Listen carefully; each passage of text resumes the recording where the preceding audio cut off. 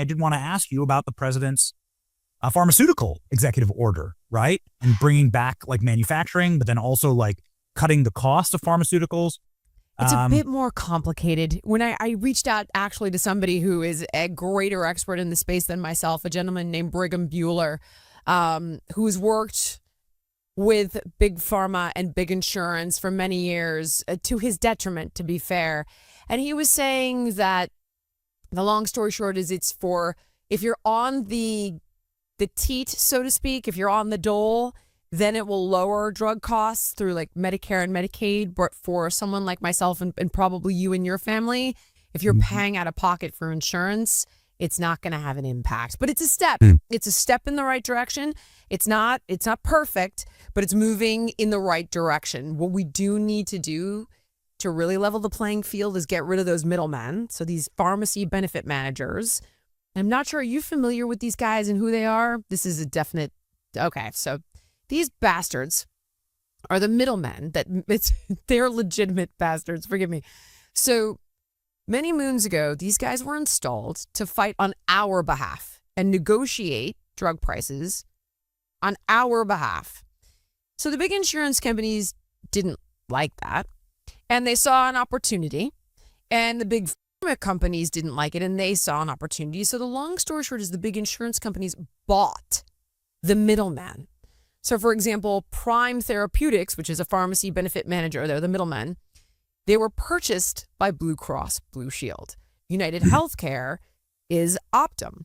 Optum is the middleman for them. So now they negotiate on behalf of the insurance companies, not on behalf of you and I. Ooh. So what ends up happening is they'll say to, let's say, Novo Nordisk, who sells Ozempic. And they'll go, no.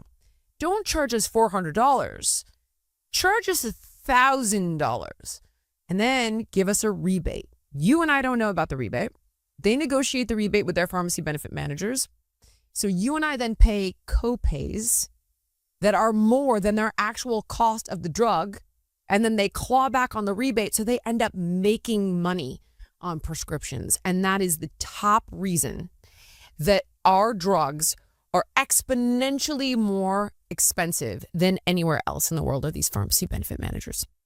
Jillian, given Bastards. your expertise in this area and the data that you just shared with me, do you agree with the president when he called Ozempic the fat shot?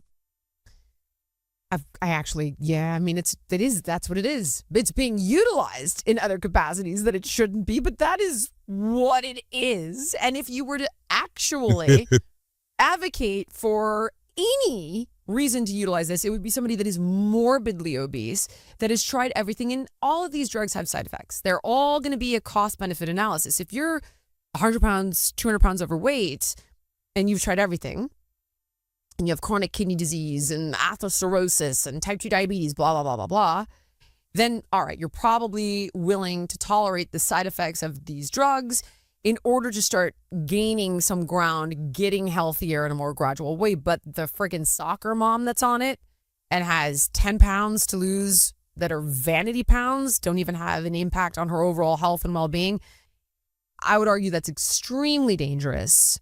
It crashes your metabolism. It has a host of really bad side effects you run the risk of, and it's just insane. So he's absolutely right, though. That is what I would call it. The fat shot. Yeah, that's what I'm sure you saw the clip. He told the whole story about his friend who's fat, and he's on the fat shot. I saw it. I know. I was just, he is such a comedian. I must say. Trump goes, it's not working well. How can he hate the guy? I know. Hilarious. You're totally right. He is absolutely hilarious. And I also think not working. He's largely misunderstood. And I really do think that. But he trolls the crap out of people, Benny. And then sometimes I worry, and I've said this before, and I don't mean to beat a dead horse, but I worry he expends political capital for no reason. And while you might think, like, Jill, who cares? You know, I'm not Catholic. I have friends who are Catholic. You dress up as the freaking Pope and you post the, like, why? Why? Everyone was so obsessed. Everyone was so obsessed about that. I don't really get it. We had a guy that was president for 8 years, His name is Barack Obama. You may remember him. I do. And he said that he's going to lower the levels of the water in the ocean. And he said because of his election, now the planet will heal. He was called the Messiah by Time magazine and the master of all things. And I don't remember anybody being upset about that. It just seems like a meme. It seems like a Yes, joke. he was Black Jesus. He was for a little while. Yeah, He was given that's a right. peace Like, prize before I think he even did anything, wasn't he? Just a little light blasphemy, all right? Thank you so much for watching. If you enjoyed the podcast, please like, comment, subscribe, and share. And make sure to let me know what guests you want to see on in the future.